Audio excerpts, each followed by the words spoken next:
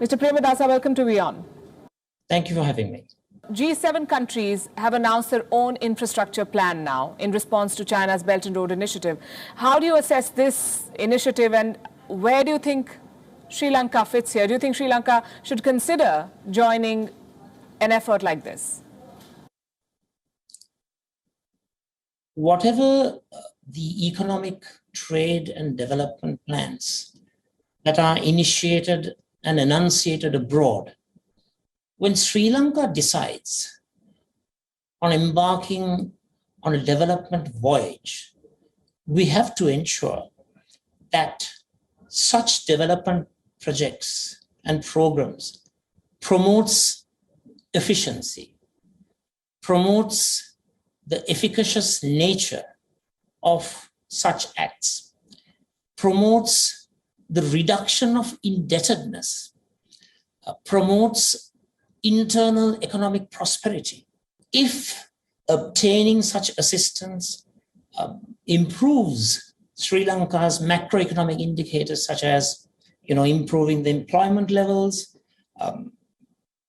propelling the growth rates, ensuring that budgets are balanced, and if it enables a trade surplus, certainly as a country we would be very attracted to such positive proposals, proposals which promote Sri Lanka's prosperity and development. So you're saying Sri Lanka should consider joining it? Well, I think within the present context, where Sri Lanka is suffering economically, I think the infusion of capital investment, grant programs, loan programs that may be available from these initiatives could be useful and utilized in Sri Lankan developmental activities, which would then promote Sri Lanka's macroeconomic indicators and which would lead to a higher standard of living and higher economic growth rates for the people of our country. As far as the economy is concerned, the numbers don't look good at all. In 2020, Sri Lanka's economy contracted, 3.6%. And a report from the World Bank claims that Sri Lanka's publicly guaranteed debt has now increased to more than 109% of the GDP. Recently, Bangladesh extended a $200 million loan to Sri Lanka. Is your country headed towards bankruptcy? I would not like to think so. But when one examines the current trends and the economic trajectory, life does not look too rosy. It looks pretty alarming. I think we need to have more pragmatic, practical approach to economic management.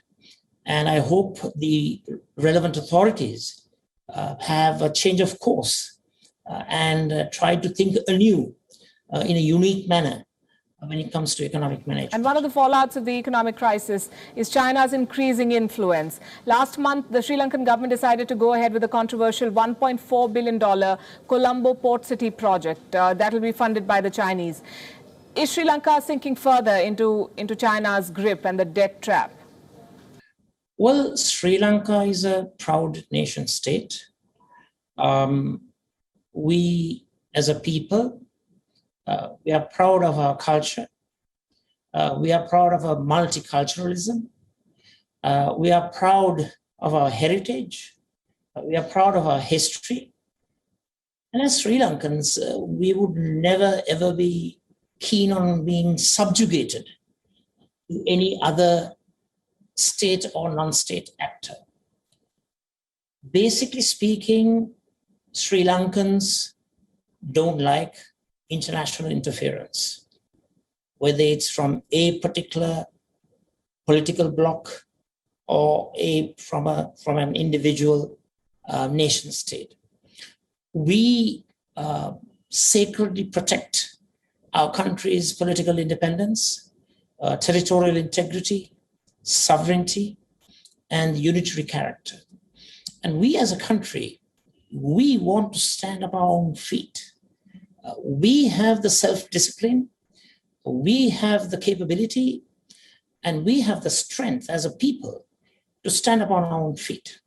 There is absolutely no necessity for any administration to go around the world with a begging bowl, whereas Sri Lankans themselves are able to look after their own business. And one thing I want to make clear, the psyche and the thinking of Sri Lankan people is that we don't want foreign interference from wherever it may be. So you're saying that there is foreign interference? You've not answered my question. Is Sri Lanka sinking further into China's grip? Well, Sri Lanka has always strived to have very direct, productive, progressive, constructive relations with all countries. We are a non-aligned country. We are a country with no alignments. So just as much as we value our relationship with India, we also value our relationship with China and the rest of the world. And we would like to have always a productive relationship, which is of mutual benefit.